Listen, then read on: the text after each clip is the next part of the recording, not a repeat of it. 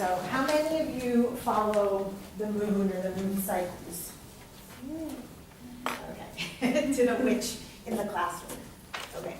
If you ever look at the moon, you'll see that it follows the new moon, the crescent moon, crescent waxing. And this is a good exercise for you to do for your subconscious. The crescent, actually the full moon,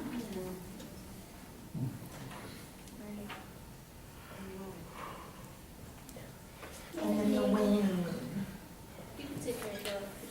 What happens is, when there is a new moon, there's no light, okay? The moon is sort of like a microcosm of what's happening, hi, Happy New Year, of what's happening in our subconscious, okay? When the new moon begins, it's an opportunity for you to set an intention and start a whole new cycle. So I want you to do this in the next moon cycle, and I have an app on my phone, and I'll tell you the exact date. I want you to practice this. It's very interesting, and it's going to be at a bigger stage on why 28 years is when you met your dad. Okay, so at the new moon, there's no light.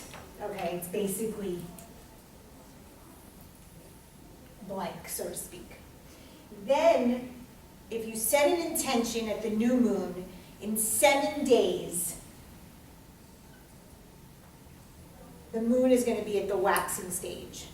You're going to have your first crisis of that intention. So I'm just going to pick on my favorite dieting. The new moon, I'm going to set an intention to diet. Okay? 7 days later, at the week, I'm going to have my first crisis. So I'm going to go and have a cupcake. I'm going to be craving a cupcake. I'm going to want to break my diet. Okay? So here I'm going to have my first crisis. That's no matter what it is. You plant a new plant, you're going to see your first crisis of your new plant isn't growing. 14 days later is going to be the full moon. The full moon means that you're at the full amount of light. You're going to have another crisis here. This is what we call an opposition. This is usually when we feel that something is opposing us, something is in front of us that is causing a problem. Usually another person is inflicting a problem on us, getting in our way. Example, we're on our diet and someone has to have a birthday party. It's our husband's birthday party, and damn, they need to go to Cheesecake Factory, which the portions are this big, and now we have to go out to eat with them and pig out because it's their birthday party.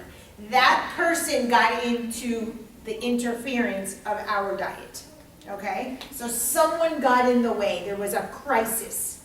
And then 7 days later, 21, there's another crisis. And then at 28 days, it's the new moon again. So every 7 days, we're in a crisis. This happens every single month. 7, 14, 21, 28. 7, 14, 21, 28.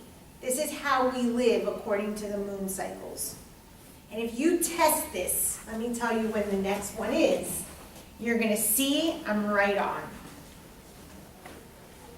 Just try it. Can for example, the full moon, can you know something ahead of time? That, what person or who's going to be inflicted in it? It has to do with what intention you set. So for instance, the full moon is going to be January 21st. So that's a great question. Let's go back to the new moon. The new moon was on January 5th. What day was January 5th? It was 2 days before we started school. So around there, did anyone set a new resolution for the new year? Try to eat. Okay. Try. So 1, 2, 3, 4, 5, 6, 7. It's January 12th, which is in a couple days, you're going to have a crisis. You're already going to be challenged on that on that resolution, if you haven't already been. Yes. Now, your full moon is going to be on January 21st. On January 21st, you're already going to have some sort of pull to have you break that resolution. Okay? That full moon is like an opposition against what you're trying to work on. It's also going to give you the answer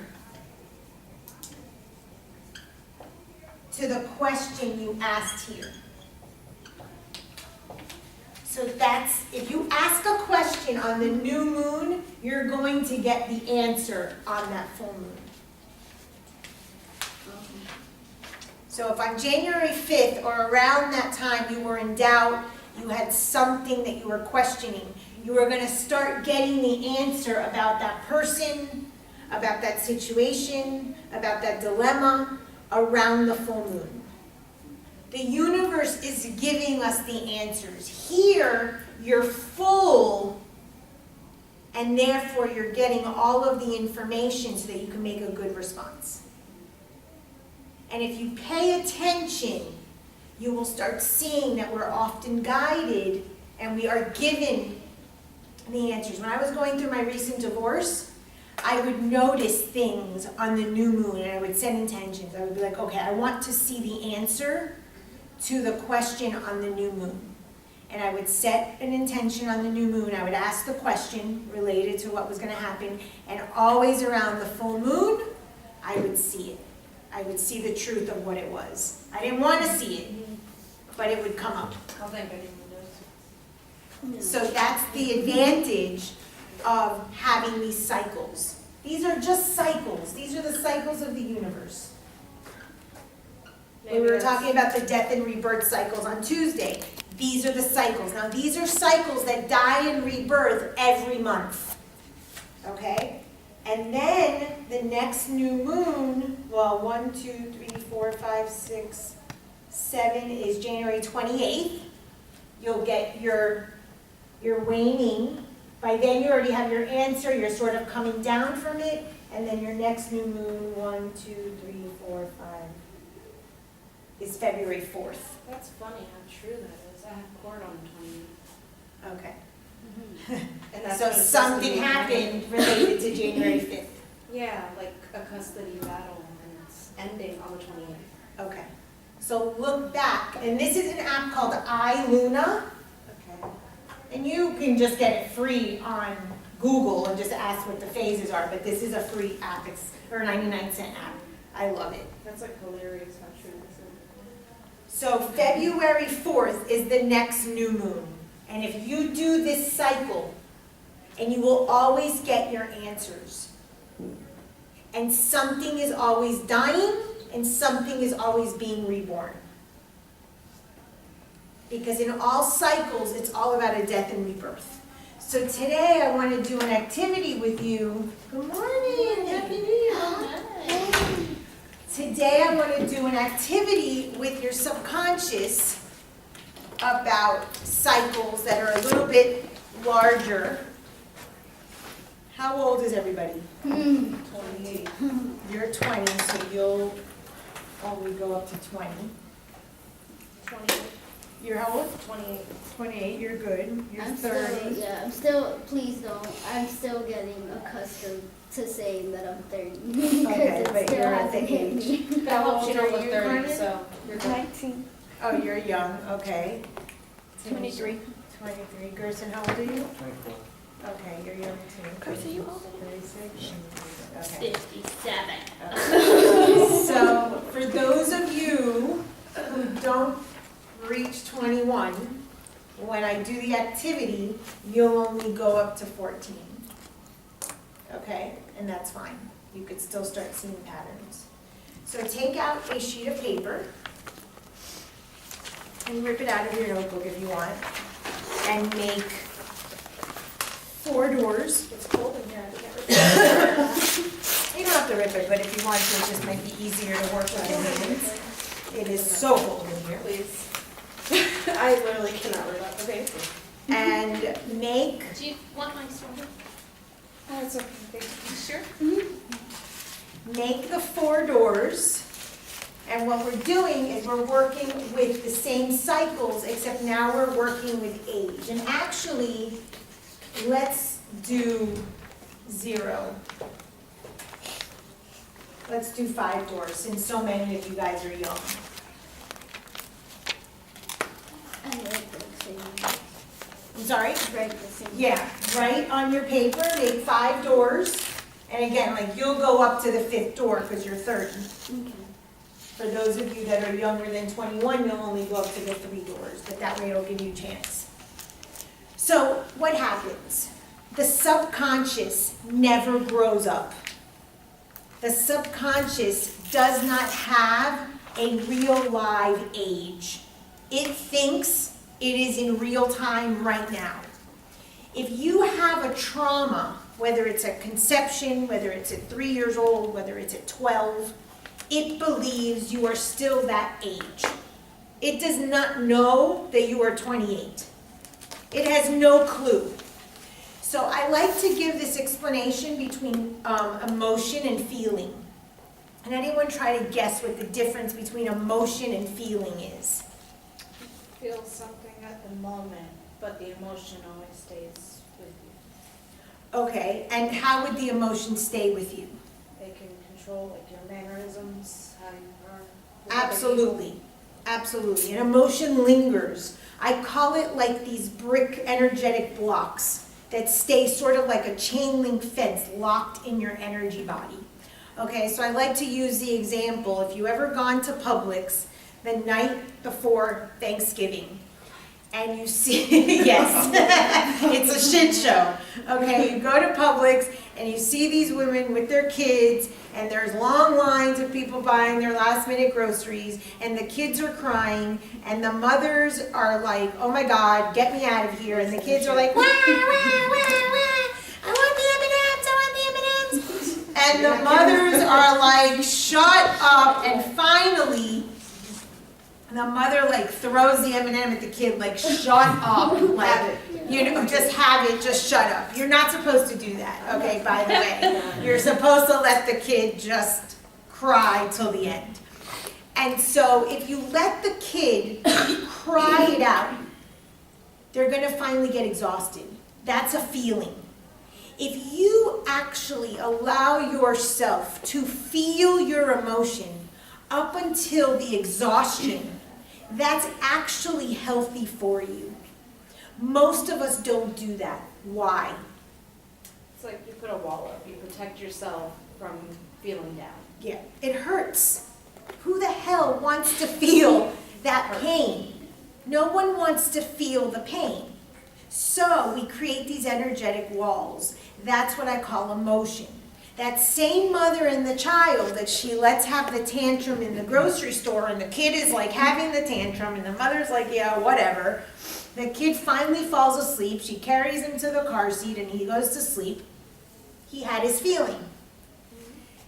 Next night, they're at some fancy restaurant. The mother just gives the stare of death because they're at a fancy restaurant. The kid at that moment creates an energetic block. And the kid learns subconsciously, oh, what I feel isn't important. I shouldn't speak up. Maybe gets tightness in his throat because he doesn't have a right to speak. And that's how we start learning that our value doesn't matter. We get low self-worth. We start learning things about ourselves that isn't necessarily true. But by a stare, we're like, oh, mom is pissed. Let me shut up. That's how we get emotions. That's what the subconscious thinks we are always at that age. So at that kid, maybe 5, 6 years old, at that restaurant, he, for the rest of his life, thinks he's 5 or 6 years old, and that he's not worthy of speaking up, that he's not worthy of sharing an opinion, that he's not worthy of communicating, asking for a raise, and we get stuck. So the subconscious does not know how old you are. The emotional blocks that you have are the emotional blocks that you have. And unless you process those emotions, they stick with you forever.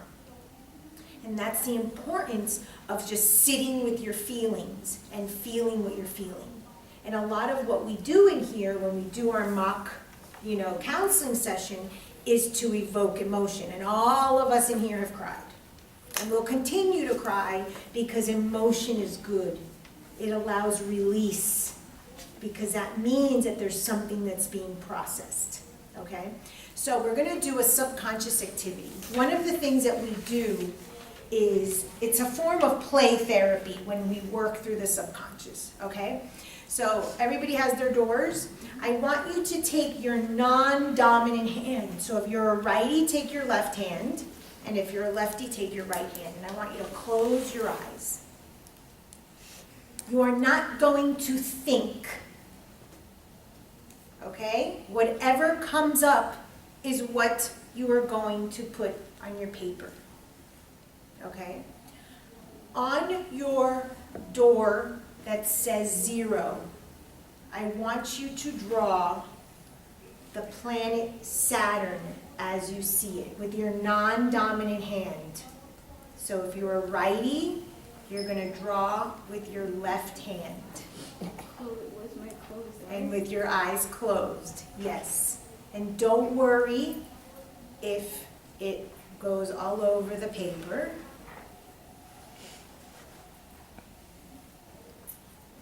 Draw what you think the planet Saturn looks like at 0. Just take your time.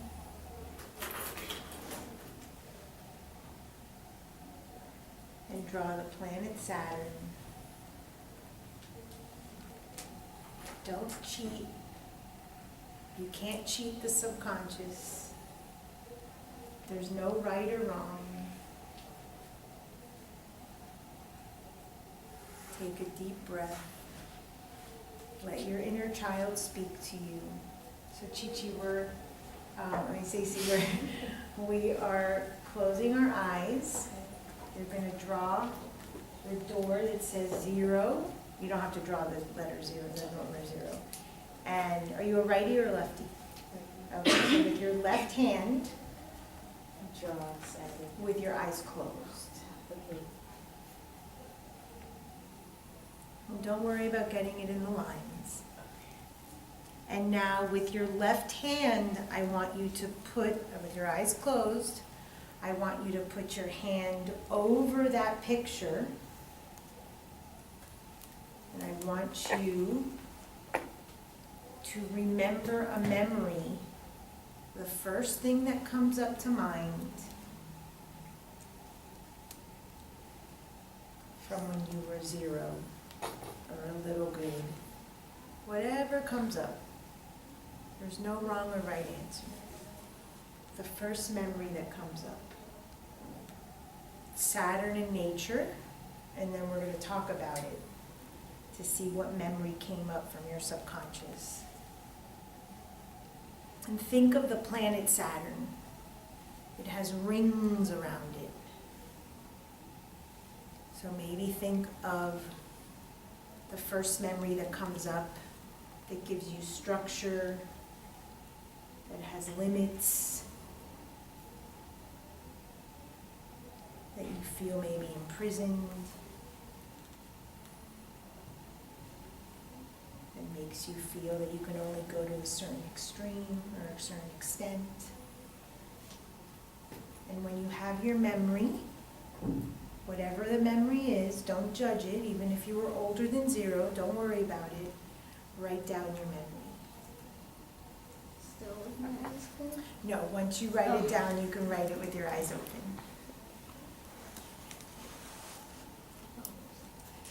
Do I do it with my left? No, you could do it with your Oh. right. This is just so you could remember.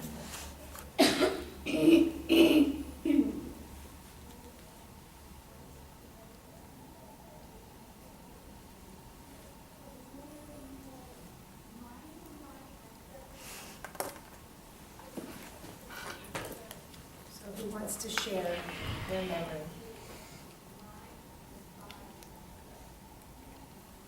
Actually, mine was kind of happy, I think. Of course it would be. Let's see your drawing. What do you see in your drawing? Kind of a balloon. Okay, so you see a balloon, and what was your memory? How did it come up? Did you think about it? Did it just pop into your mind? Yeah, actually, I just heard it, like the music.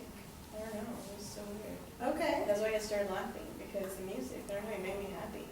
Okay, so I want to share with you that information comes through all of our senses. Our subconscious is no different. We use all of our senses to gather information. And when we're working with the subconscious, a lot of times we are so into our intellectual brain, into our intellect. Does anyone remember what part of the brain that is? The neocortex? The neocortex. We are so conditioned. So this is my brain. You'll learn I am not a very good drawer. We have 3 different parts of the brain. We have here our instinctual brain, which is our fight or flight, which is like our survival. Then we have our limbic system, which is our emotion. And then we have our neocortex, which is our intellect. When we are working with our subconscious, we need to bypass our intellect. We were taught, most of us as children were taught, that we were valued by the intellect. What we can think and reason and scientifically evaluate and prove was worthwhile. And that our emotions were worthless. And so we were told, swallow those emotions, especially men, unfortunately. Women were allowed a little bit more, but we were also criticized. One of the reasons why they say women can't be president is why? Oh my God, we're so emotional. We're gonna cry ourselves in office. Boo-hoo. No, we're gonna PMS and blow the world up. Right, PMS and start a war. Let's get real, okay? So the emotion has been something that has been sort of suppressed and ridiculed and criticized. However, it is the subconscious that is linked to the emotion, the limbic system, and we need to get in touch with it. So when we do these sorts of activities, we are bypassing the intellect and we're getting into the limbic system, into the emotion. Oftentimes, we will get directly through to senses, so she went right to hearing. So what did you hear? It was just like a very soft, like lullaby. I don't know, it just made me happy. Okay. And what was the memory? I was playing with a balloon, Okay. and I was just laughing. Okay. Hearing Were you this. alone? Yeah. Okay. And what was the particular memory? Just the balloon? Just that, yeah. Okay. Just So that. keep that in mind. We're going to see what else comes up when we do the other ages. What did you get? What does your Saturn look like? Looks like a meatball on a plate. Okay, Kind of. meatball on a plate. Now, these are not accidental. These are not accidental images, and these are not accidental descriptors that we say. Okay, a meatball on a plate. And what was your memory? Unfortunately, I actually had this issue with remembering stuff. Okay. That's what I'm working with in therapy right now. Okay. So the only thing I could really think of was, you know, I had to push to get it.